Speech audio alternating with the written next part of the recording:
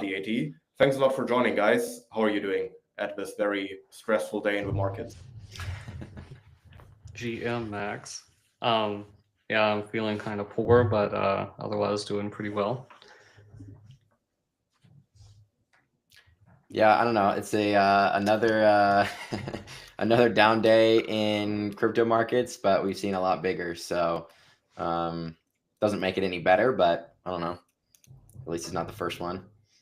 True. Yeah, it's a weird situation for sure. Everything has been pumping until a few weeks ago, but the sentiment in crypto seemingly is as bad as during the FTX collapse 3 years ago, even though we are at a completely different stage and fundamentals and institutional inflows are actually fulfilling the vision that we've had just a couple of years ago. Speaking of institutional inflows, you guys with DFDV are entering the stage here.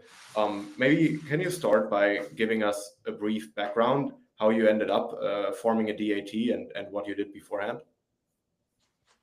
You want to go first? Sure.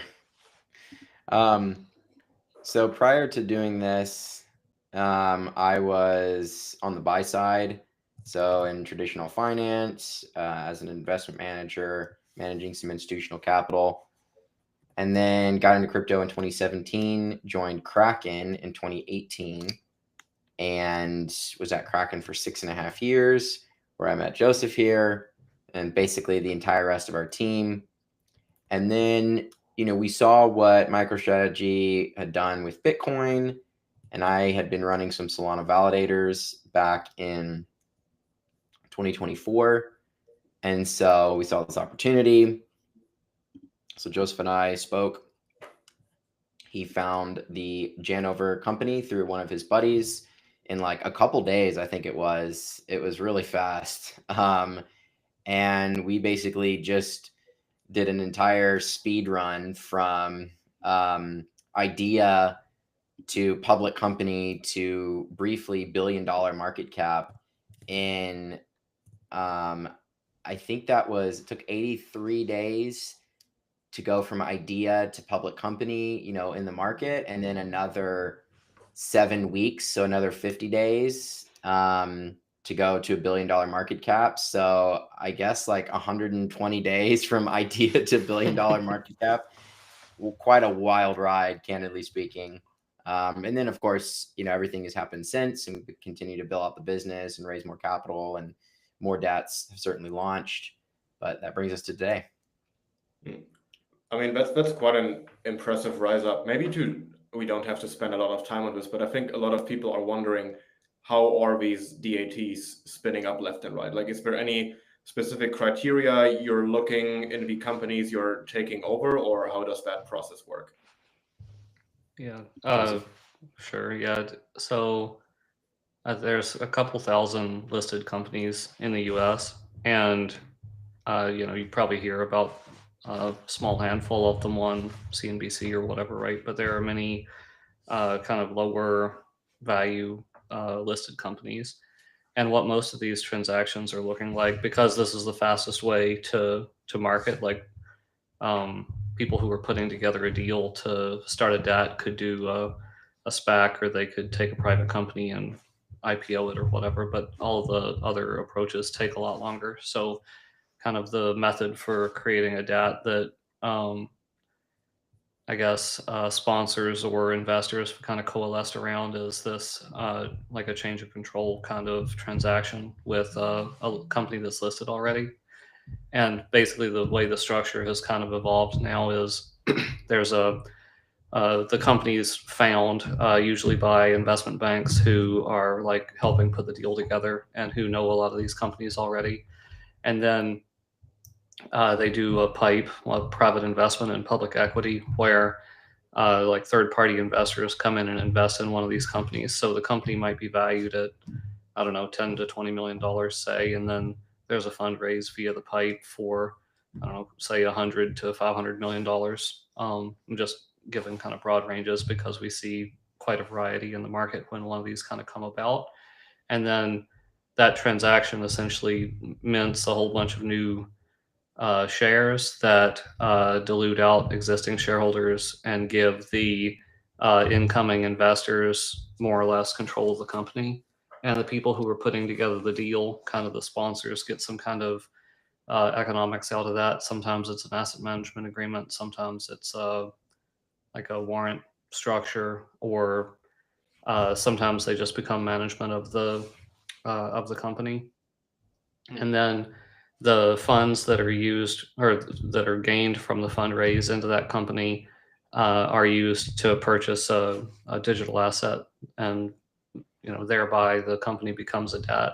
And the companies always maintain their legacy business, or in every case we've seen so far, these companies maintain their legacy businesses, and that's the kind of the beginning of a debt journey.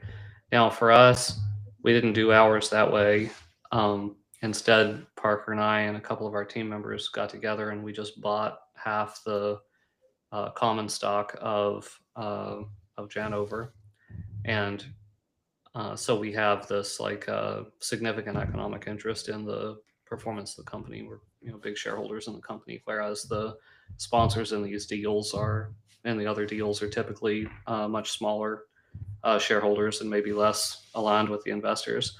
And there's also a structure where many of these use an asset management agreement as a way to kind of sweeten the deal for the sponsors, or to get investors to come in, where a third party gets paid a percentage of the balance sheet every year to manage the assets, or to well, it could even be for no activity. It's just like a flow of funds kind of method, I guess.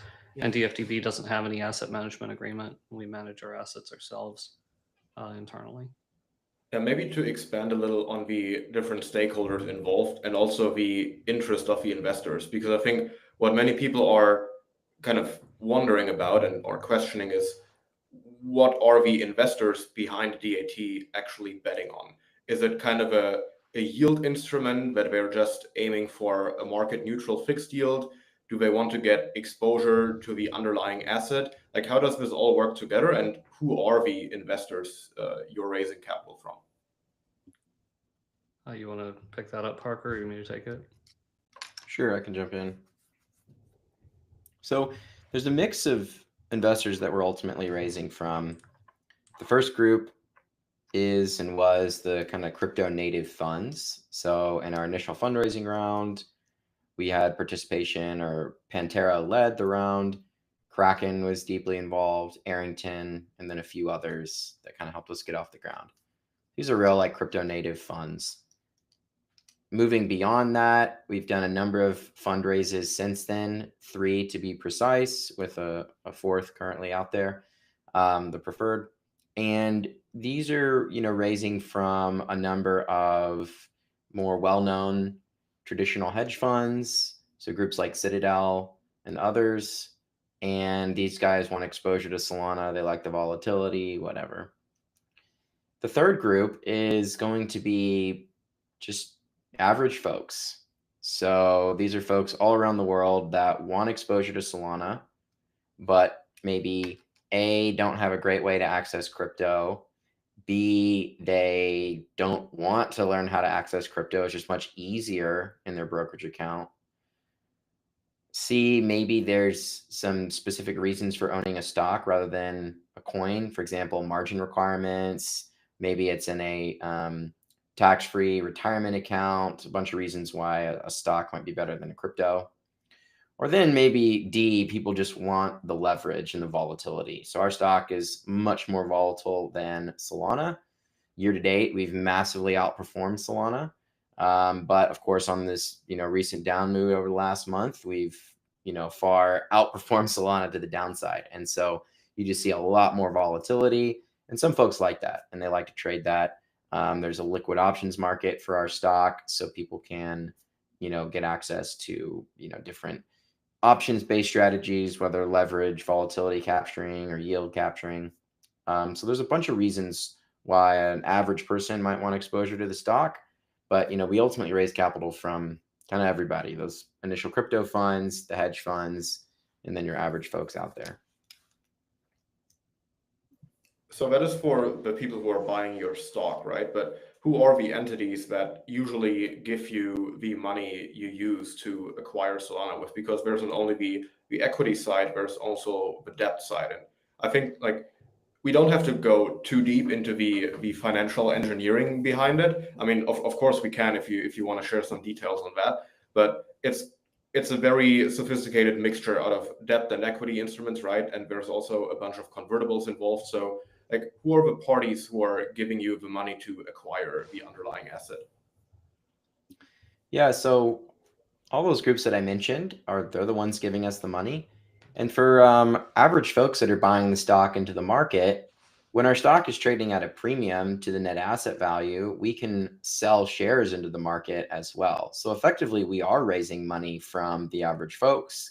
We're just doing it via the market. So they enter the market to buy, we enter the market to sell. And, probably many times when we're selling, people have limit orders out to buy, and we're directly selling to the average person that wants exposure. So we can only really raise capital that way when the stock's trading at a premium to NAV. But it's, the primary way that we raise capital long term. Would you say that the primary objective for, or the primary bet that investors are taking if they are buying the DFDV stock is still the same playbook as with Michael Saylor's strategy, that they are essentially betting on more Solana per share in the future than there is right now? Yeah, Solana per share is the company's key metric, and it's how the team's bonuses are set. Yeah, we're super focused on growing Sol per share, and I mentioned earlier that we're major shareholders in DFDV, and we're excited about maximizing SPS for ourselves as well. And nice. I think, Speaking of Saylor, so 2025, especially I would say Q2 and Q3 of this year, has sort of been the DAT summer season. And there were DATs spinning up left and right, most of them focused on BTC, ETH, and Solana. I think there's a hype that and like one or two BNB DATs and like some niche ones for longer tail altcoins. But is the idea behind it still the same as the Michael Saylor MicroStrategy playbook, or are there actual steps of innovations when you are comparing the 2025 cohort of DATs versus MicroStrategy?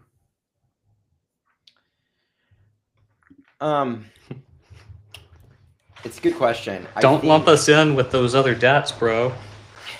That's right. Sorry, go ahead.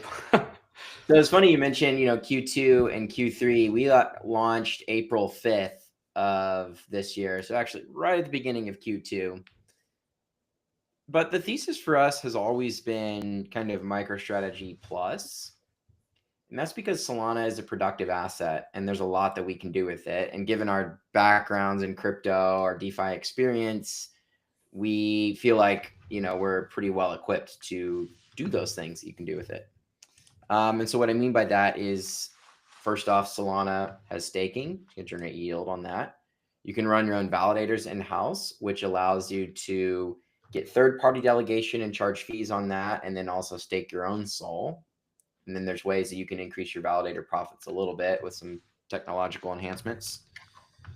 Then we can deploy our assets into DeFi. So we have our own LST, DFDV SOL. We have partnerships with a bunch of projects across the space.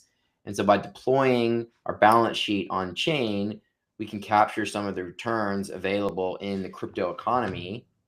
And as long as the rate we're able to generate on our balance sheet is greater than the rate that we're paying on our debt, then we're actually capturing a pure spread there. And that's something that we can kind of scale up. So you're primarily using the yield generated by Solana as a productive asset to service your debt payments, the interest of that, right? To service debt payments, to cover OPEX, to do all the things that a regular business might do. And so what ultimately ends up happening is our business looks more like a tech business built on top of Solana rather than just this passive holding company. I mean, ETFs are a great passive holding vehicle. So like we don't need to be an ETF, but because of our expertise, because of our backgrounds, we can basically use the asset productively to generate above what the ETF can do and effectively have an operating business. And so longer term, we hope the market will start to value, I think this is a little ways off, but start to value our business based on revenue and based on earnings. We just announced revenue and earnings, and we, absolutely crushed estimates there, mostly due to, the market being up. But also we announced an 11.4% organic yield. So to the extent that we can start to post these numbers quarter after quarter, people will start to realize that we're not just this holding company for a basket of Solana, but we're actually generating revenue from the SOL and might start to value us based on, traditional tech metrics, price to sales, price to earnings, PEG ratios, those types of things. And so long term, that's kind of where we're headed, and really just starting with the MicroStrategy playbook on day one, and then very quickly building, adding more pages to the playbook, so to speak. Are you competing with the Bitwise Solana ETF over the same pool of investors and capital, or would you say that the investor base of each product is very distinct? I think there might be a little bit of overlap, but fundamentally the offering is different. The idea with the ETF is to give you one-to-one exposure to Solana minus the 40 or 50 bips or 60 basis points actually of expense ratio when you factor in the staking fees. And so you're just going to underperform Solana by, let's call it 0.5 to 1% a year, but you're going to track it really closely. And so for some investors, that's what they like, that's what they want. Great. Our goal is to do what MicroStrategy has done over the last 5 years, and that is to massively outperform the asset. So MicroStrategy has outperformed Bitcoin by a few 100% since they started. We've outperformed Solana significantly since we started, and our goal is to, across multiple cycles, or at least one full cycle, outperform Solana, and then long-term continue to build on that. And so there's certainly more risk there. There's active management involved. There's volatility, right? In the last couple of weeks, we've certainly underperformed Solana, been down a lot more. But for investors that want that volatility and are willing to take that risk so that in a couple of years, 5 years, 10 years, they have significantly more Solana than they have today, then, I think that's a good bet. So fundamentally, two very different products, two very different goals, and I think probably two different investor profiles. There's also a lot of synergy for us with the ETFs where we go out and talk to the hedge funds that are actually invested in DFDV, and they're excited about the ETFs because they then have kind of something to trade against in the public markets where a lot of these funds don't actually have access to trade crypto, so they can bet on like a NAV premium or a NAV compression, or even just hedge out some of their exposure. So the feedback I'm getting from these guys is, they're excited and they want to trade both. Nice. Speaking of Solana as an asset, how did you decide on Solana to serve as the underlying for your DAT? Why not BNB? Why not ETH? Why not Hyperliquid? Why not maybe a combination of various DeFi coins? What went into that thought process? And would you say that both for you and for other DATs, is it going to be the way to go to just stick to one asset to center around, or are there plans of diversifying into several ones? Yeah, for us, for DFDV, we think investors want single asset vehicles. Investors want to be able to choose which asset they trade. Like if you go on a centralized crypto exchange, I guess there's a couple where you can buy baskets of assets, but that sounds pretty terrible to me.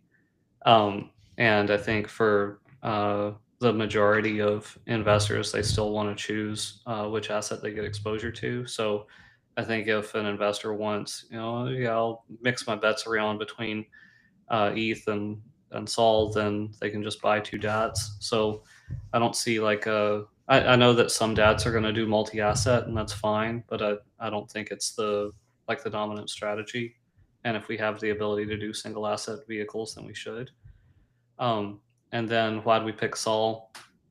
It's a personal conviction thing. So Parker and I had both been participating in Solana DeFi since mid 21, and we're both holders of Solana. Parker said he'd been running validators. It's been over 2 years, I think, now of him running validators for Solana.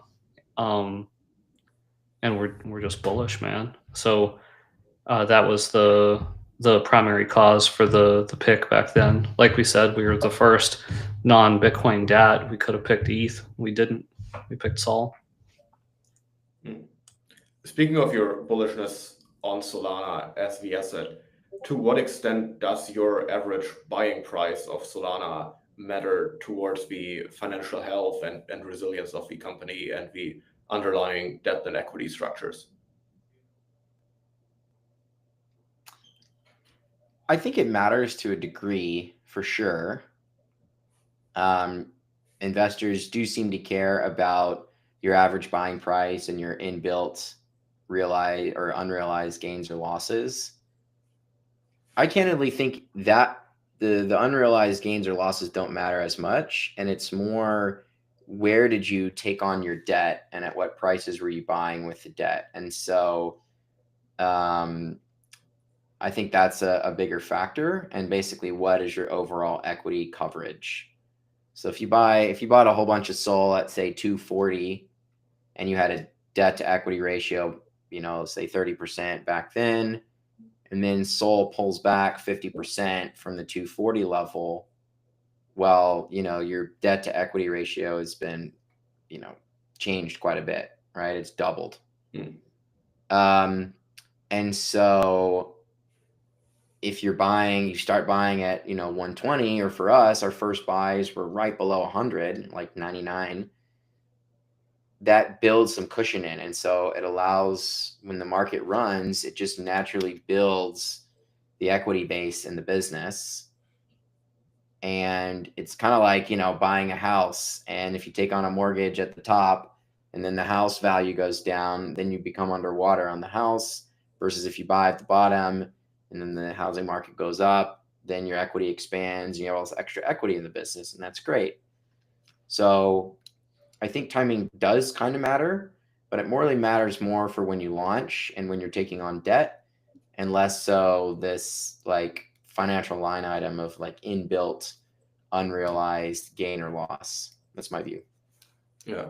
Maybe let's expand a little deeper into the underlying financial mechanics of that. For example, I think the Kyle Samani Solana DAT, they had a pretty high average price of like roughly $230 since they acquired it over the past couple of months. So yep, that's on right. the underlying, they are down significantly. But yeah, I wonder where Parker's example came from. Yeah, so can you guys explain how the asset price of the DAT and like the financial health relate? Like, for how long would they have to stay underwater with their holdings for it to matter to the financial health and for their ability to pay back the interest on their loans? Well, they don't have any debt, do they? No. No. So most of the DATs are like too early in their cycle or process to have this matter from a debt perspective yet, because many of them just don't have any debt. And now some of them do, and some of the debt's underwater, and maybe it's a problem. But you have to get into the details to understand, or not understand, but just see what's going on. Then one of the nice things about this, like people coming over from crypto into the public company space, is all of the material agreements that these companies have are just public. So you can go to the SEC filing websites and literally read the loan agreements that all of these companies have, which is pretty great. And ChatGPT can provide you the key terms from the loan agreements, and you can get a good understanding of kind of who might be in trouble in what year, and and who might not be. So in the case and many of them just don't have any debt because they haven't gotten to that kind of stage in their life cycle yet. Like these companies have barely done or have not done their first quarterly filing. They're probably still going through, like their auditors probably still deciding whether they want to quit or not, and so I think once these transactions happen, like once the change of control transactions happen for a DAT, like the new management team has to get adjusted to what it takes to run a public company. They have to be able to get their heads around the filing. They have to go through shareholder votes in many cases that take at least 45 days. And then they have to register their pipe shares and kind of manage the unlock of that new stock. When they go from low float, high FDV to high float, high FDV, or maybe the other way around. And we're just not there yet for many of these companies. I do expect that if the market's not super down or investors have interest, there will be many convertible debt issuances for these companies, but not many of the, at least not many of the non-Bitcoin debts have done this yet. So would you say that Strategy and Sailor is also not only in a different position because Bitcoin as an asset is very different, it's kind of viewed as a separate asset class by many TradFi folks, but also just because he has been so long in the game and is at a complete different stage of maturation with the company, he's been able to spin up such a wide variety of instruments? Yeah, I mean, I have an enormous respect for what MicroStrategy has accomplished, and they have a huge lead in the DApp market, and I think their general premium to MNAV relative to the other DATs is well deserved, and I would expect that it could expand in the future as they build kind of a, for lack of a better word, a Bitcoin bank, a Bitcoin-backed financial instrument factory. When looking at that, obviously the NAV premium is something that all of you guys are aiming for. Are there specific instruments you can use or strategies you can implement to push up the NAV? And in the time that you've been around as a DAT, have you been able to identify any individual factors or influences that have led to your NAV to share price rise or trade as a discount? I'm curious what Parker thinks there, but I think it's a bit early on this, and I think the market's not meaningfully evaluating differences between the DATs yet, and I think that's coming. But how we think that this is going to play out is the yield on the treasury will be the number one factor that ends up mattering for whether it drives a premium or not. And Parker mentioned that in our recent announcement about our quarterly numbers, we yielded 11.4% organic yield last quarter, which I think is going to be the best performance of any DAT for the quarter. And hopefully we're able to continue to outperform the other DATs from a yield perspective.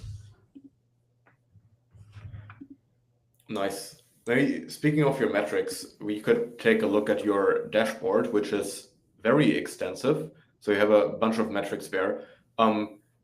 Let's say somebody's interested in acquiring some DFDV stock. What would you say from an investor's perspective are the important metrics to keep track of, and which ones are the ones you're trying to optimize for right now? Yeah, so I think there's two key ways to think about it. The first one, if you go to the NAV and SPS tab, the first one is going to be valuation. So what price are you getting in at today? And obviously, you can see the stock price there, 757.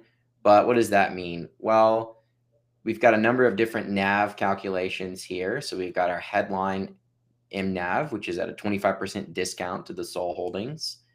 Now, that doesn't factor in some of the dilution that could occur from the convertible bonds converting. And so, or other convertible securities. And so that's where you might look at the fully diluted number and say, like, okay, this is at a 6% discount if all the shares out there convert. So I think those are probably the best two numbers to look at, the headline MNAV and also the fully diluted. And that gives you a kind of a snapshot, a point in time of like, how is this thing priced today? So then if you go back to the first tab, the long-term bet is on the growth.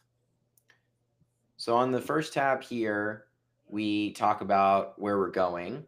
So the goal is by mid next year, we want to get to a 0.165 SOL per share. So about a doubling, a little over a doubling from where we are today. And there's a bunch of levers we have to pull to get there, right? We can raise capital accretively, our organic yield. Even if the stock trades at a big discount, we can do buybacks, a bunch of different levers to pull to try to hit that midterm guidance. And then long term, our guidance is by December of 2028 to hit 1 SOL per share. And you can kind of see the dates if you mouse over the tooltips there. And so this is kind of the growth story. So there's two components to this. It's like, what price are you getting in today? Is it cheap? Is it expensive? And then what does the long term look like? And you put these things together, and that kind of builds the investment thesis. And so I think those are the metrics that investors should look at when evaluating. And obviously, past performance is no guarantee of future returns or performance. But this is kind of, I think, how most folks are ultimately evaluating it. And this is how, DATs are valued today.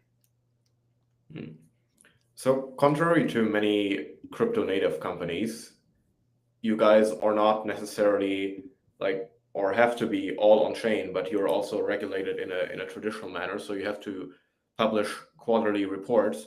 And I think you just published your latest one very recently. So are there any metrics you'd like to highlight out of that, and anything interesting that has been popping up? Yes, if you go to our investor relations tab up at the very top, and then there's the, earnings tab right next to overview, kind of in the middle there, and our Q3 earnings update and our video release. So in the earnings update, I think the two key measures to highlight, first off, would be our yield. So right there at the top, 11.4%. Now we've guided towards 10%. This past quarter, we were able to outperform that, but we're still guiding towards 10%. And so this is a key that is the differentiator yield you are relative. able to achieve on chain with your Solana, right? On chain, via staking, our validator profits, kind of all of our sources of revenue brought together and then divided by our weighted average balance sheet over the quarter. And that got us to the 11.4.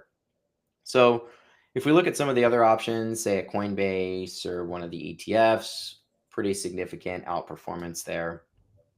So we think this is a key differentiator for DAT, and this is what we talked about, the active management.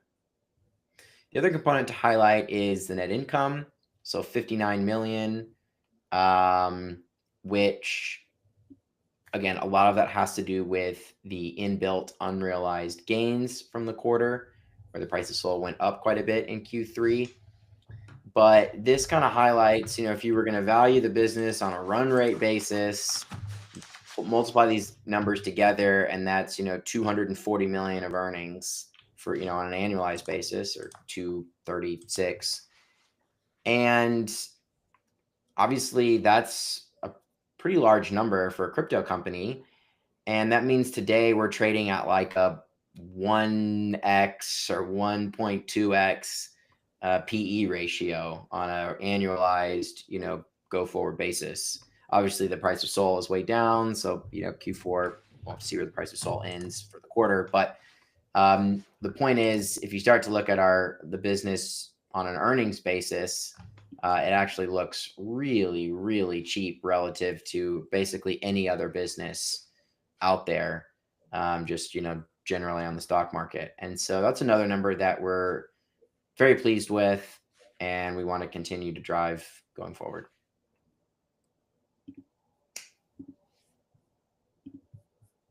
Nice. Is there any other metrics you think are interesting to take a look at? Maybe more related to what you're doing on chain, for example, the DFDV Sol.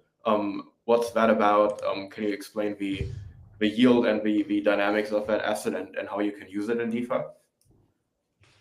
Sure. Yeah. Joseph, you want to take this one? Yeah, sure. Yeah, so I guess your viewers are probably familiar with LSTs, but happy to talk about it if not. Yeah, so DFDV Sol is an LST. It's minted by Sanctum, which mints many LSTs on Solana, and we've Oh yeah, I remember adopted- forming that cloud airdrop a year ago or even longer. Nice. Yeah, it's been some time. Excellent. And DFDV Sol is a collateral asset across Camino, Drift, multiple other platforms on Solana. And it's also tradable for rate stripping on RateX or Exponent, which are like Pendle equivalents on Solana. And we basically run a few strategies here with DFDV Sol, but one of them is a stake looping strategy where we can deposit DFDV Sol to Camino and borrow liquid Sol against it, stake it to our validator, which is one of the higher performing validators, and often collect like a net interest margin basically on that stake loop. Another strategy we run, we partnered with Gauntlet, and they set up like a basis trade vault on Drift that uses DFDV Sol as the collateral asset. So we participate in that as well. And then those are kind of the main things we're doing by I guess like size. So we are expanding and participating more broadly in Solana DeFi outside of DFDV Sol. But by balance sheet allocation, DFDV Sol and the associated strategies are the largest on-chain allocation. Can you dive a little deeper into how you're able to exceed the staking yield with the DFDV Sol LST? So how are you able to generate more than like the vanilla staked Sol, which enables you to loop it up in DeFi? Yeah, so the big advantage for DFDV Sol for us is two components. First off, it's effectively a single validator LST. We stake it across a few of our validators, but we're not rebalancing back and forth. And so what that does is it allows the LST to outperform the other LSTs. So like a Jito or a Marinade, any of these others that have a broad base of validators, they have to rebalance every epoch. And whatever the rebalance rate is, that is your, actually multiplied by 2, that's going to be your loss rate, because you have to unstake and then you have to restake and you have a loss, some staking yield loss in that process. And so by staking to exclusively to validators that we control and not rebalancing, we have higher yield. Additionally, for us, capture all the fees. So we charge very low fees on our validator, but their fees aren't zero. And so we capture all the fees ourselves. And so for us, more than anyone else, we do generate a little extra revenue. Again, it's not huge, but a little extra revenue on the LST because we're not paying any third-party validator fees. So with that delta, even if it's a 100 basis point delta between what it costs to borrow Sol and what it costs or what we generate in yield, we can loop that. And so if we loop that 5 times with a stake loop strategy and we have 100 basis points of delta, well, that's now a 500 basis point, 5% delta there. And instead of yielding the base stake rate of, let's call it 6.5% or 6% or whatever it is, we're now north of 10. And so that's just an example of how little differences, little improvements really can add up for us. I mean, given that with, just DFT Sol having roughly 100 million US dollar equivalent in supply, you are probably amongst the largest DeFi actors in the Solana ecosystem. And how do you look at Solana's overall DeFi landscape right now? Which applications are you personally excited about? What are you mostly using, and where do you think there's still room to catch up compared to the EVM DeFi ecosystem? Yeah, there's a few that I'm excited about right now that are kind of earlier projects. So I like Loopscale a lot. It's a order book based and duration based lending platform. I encourage you to check it out and read the documentation if you haven't. I think it's a really cool project.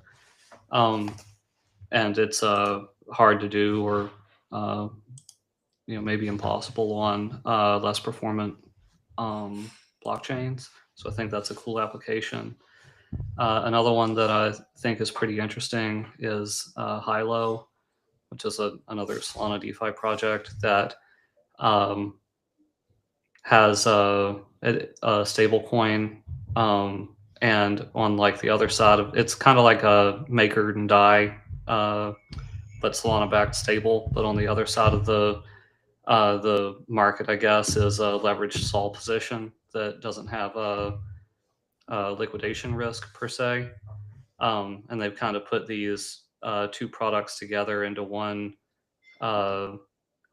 system, and maybe the risk is balanced kind of appropriately between the two, and that allows a pretty high leverage, no liquidation risk supposedly on Sol, and on the other side a fairly high yield on a stable coin.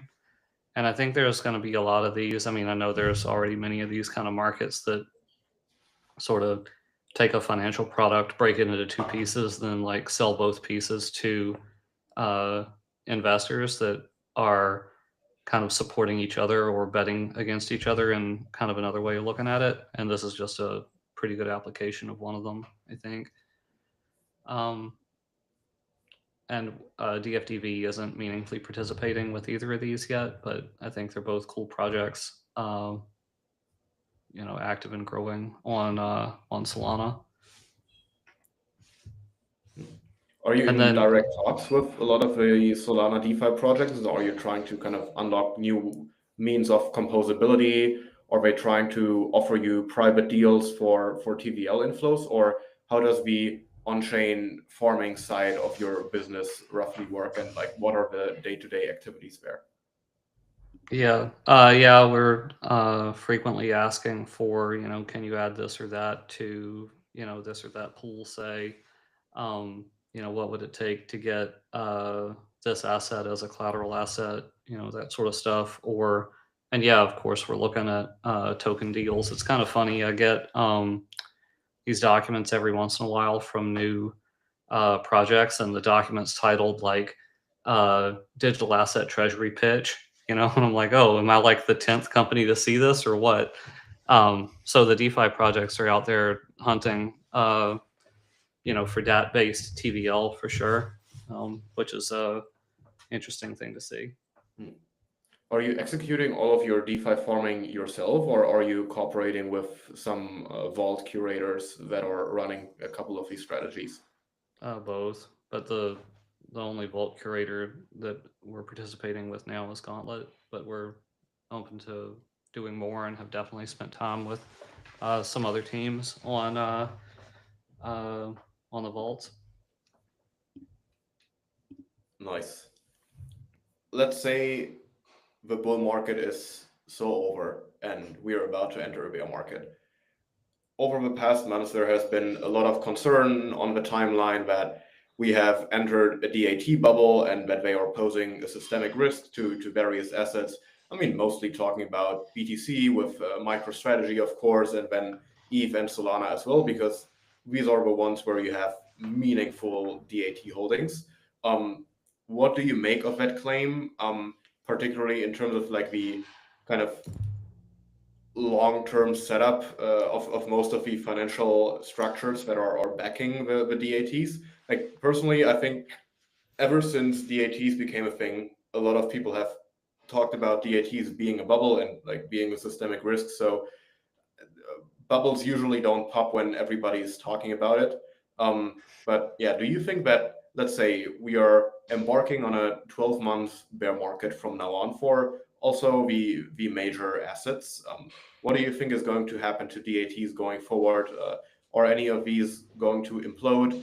And in the case that they are trading at a substantial discount, but there's no actual risk of them blowing up, do you think that there's any opportunity for like consolidation or merging and acquiring some of the DATs? Yeah. Okay. To full nuance, I don't think we're going into a bear market here. I think we're just having a bad couple of days. But we'll see. Now, if we assume that we're going into a bear market and hypothetically we're talking about what the outcome of that is, then yeah, a lot of the DATs are going to trade at a bigger discount to NAV. I think there's probably like two scenarios where, or maybe three scenarios where DATs lead to like a blow up, and a major market downturn. One is like a major DAT has a security compromise. Like one of the custodians is hacked or something, Anchorage blows up or something, right? So, and then DATs are storing their assets with these custodians, say. So maybe that's one. I mean, I think that's really pretty unlikely, and maybe not even DAT specific. Two is DATs start lending to each other, and if they don't start lending to each other, the lending between the DATs right now is super limited, almost non-existent, and I don't see systemic risk unless there's lending. Right, that's what we saw with FTX, 3AC, etc. Like everybody was lending to each other. Frankly, what we've just seen in EVM DeFi 2 weeks ago, which led to the blow up of Stream, where they had, I mean, it wasn't necessarily under collateralized, but a lot of cross collateralization because all of these DeFi protocols started lending to each other to artificially inflate their TVL. And now, even if Stream is able to recover most of their funds, it's going to be very tricky to unwind all of that in a clean and kind of peaceful manner, which doesn't cause any additional contagion. Mm-hmm. Yeah. And then the other way is the DATs trade at a big discount, and then the teams all say, oh, look, if we sell our asset, we can buy back our stock, and it's enormously accretive on a crypto asset per share basis to do that.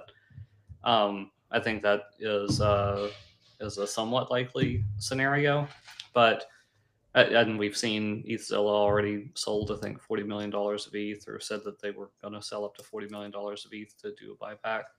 And I think that there'll be more of that, but I don't think that it will be like the most common outcome, because I think the management teams at these DATs, they basically get paid based on the size of their treasury, and the asset managers get paid based on the size of the treasury. So the incentives for the decision makers here are to not sell, and I think a lot of these companies are just going to like exist for forever, or for many years. They're going to wait for the next cycle, to kind of do something. But you can kind of go into stasis or hibernation mode and kind of live off your yield with a very nice lifestyle business. I mean, this isn't what we're trying to do, but it's totally possible. It's interesting once you raise a few $100 million into your company and then can earn yield on the balance sheet, then big surprise, you don't have to do anything to continue to exist. And about M&A, yeah, I think there will be some consolidation, but for the same reason that I think these DATs can hang around for a really long time, in perpetuity potentially, depending on the asset they're holding. I think M&A is going to be really hard. Like you have to have management teams and boards that are like mutually agreeable to a transaction. I don't think there's going to be like very many hostile takeovers. I think that's going to be really tough. And public company M&A is it's really hard. It's I say it's like 100 times harder than private company M&A. And I think the kind of pundits or whoever who are saying, oh, all these DATs are going to roll up with each other, they don't understand how difficult these transactions are actually going to be, how long they're going to take, how costly it is from a legal perspective. And yeah, I'm sure the DATs are talking to each other and they're talking about M&A, but um, there's a big difference between talking about it and actually executing on a transaction. And I think they're going to be they'll happen, but it's going to be less common. Since we're getting close to the hour, do you guys want to kind of share your vision where DFTV is going to go over the next, let's say, couple of years, and where do you see the positioning of DATs going forward overall? I want to pick it up, Parker. I've been talking a lot. No, I go for it. All right. Yeah. So we think. Well, I'm like super bullish on DATs. I gotta say. So I think. Yeah, there's people say it's kind of a bubble right now, and a lot of these companies are trading below 1x. But I think the idea behind it, the using a U.S. listed public company as the basis for crypto asset exposure is a great idea. The liquidity in the traditional markets is enormous. The amount of money that the TradFi funds have is unprecedented in the crypto space. It's like we were kind of blown away with the check sizes that we could see from the TradFi firms as opposed to even the biggest crypto investors. So I think there's just an enormous amount of capital that gets access to DATs that doesn't have access or has limited access to crypto. So that's one. And then I think we saw kind of an ETF boom over the last, 20 years. But I think, and Parker kind of laid this out earlier, where I think the position we had earlier in the call was DATs are different from ETFs, but I think DATs are actually superior to ETFs in the vast majority of cases. It's just a superior vehicle because in a DAT you can participate in the asset or blockchain project with which you're investing, right? As we've seen play out with DFDV and will continue to play out as we deploy more of our balance sheet on chain. And we can run an active business inside the DAT that you can't run inside an ETF. So we could run our own validators, we could stake to our own validator, we could bring that additional revenue that drives SOL per share that can far outperform an ETF. So, okay, right now Bitcoin ETFs are still bigger than MicroStrategy and DATs, and probably true for the other assets are about to be true as ETFs launch for them. But I think this is going to switch in the longer term, and the TAM, the total addressable market for DATs, is actually way larger than what we're seeing today. So I'd say very bullish long term. I think DATs are going to become like cornerstones of all the leading crypto projects. I think basically every crypto asset that gets over a certain size to be able to kind of afford to be a public company is going to have a DAT. And it's just like from here on out part of the crypto ecosystem. And oh yeah, sorry, go ahead, Parker.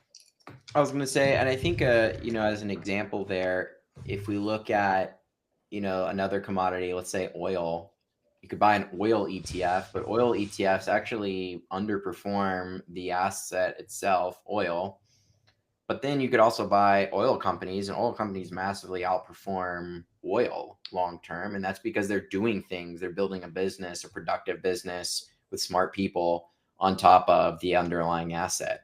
And so if you have a long-term belief in, say, energy expansion, you don't go out and buy a bunch of barrels of oil in an ETF or a bunch of, uranium in an ETF. You're going to buy stock and companies that are building on those commodities.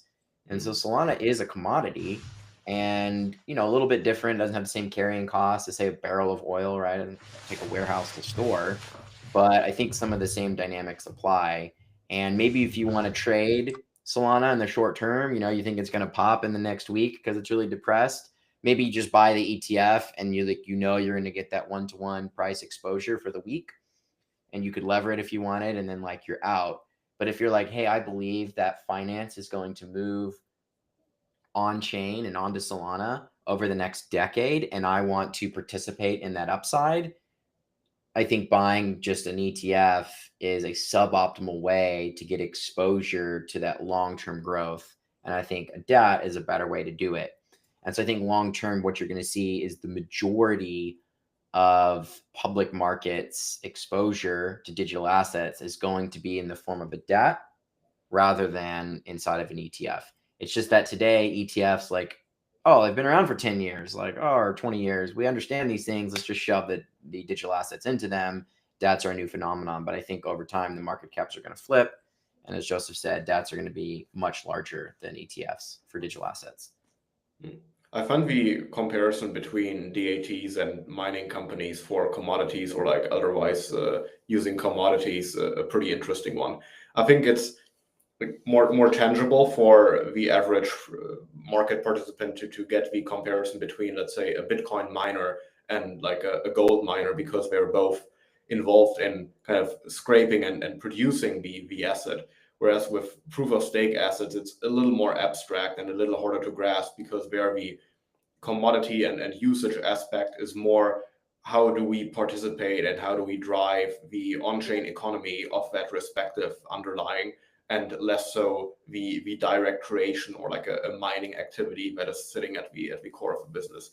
But yeah, I think these were a bunch of very interesting insights. I also highly appreciate how much transparency you guys are having on your website's dashboard. I don't think that a lot of the other DATs have it in that detail, and I think this helps a lot for even DeFi power users and very active crypto participants to better understand what is actually going on in the DAT space. Because I think unless you are deeply involved in the traditional finance tranches, for many of us, it has been very difficult to understand how these vehicles actually work.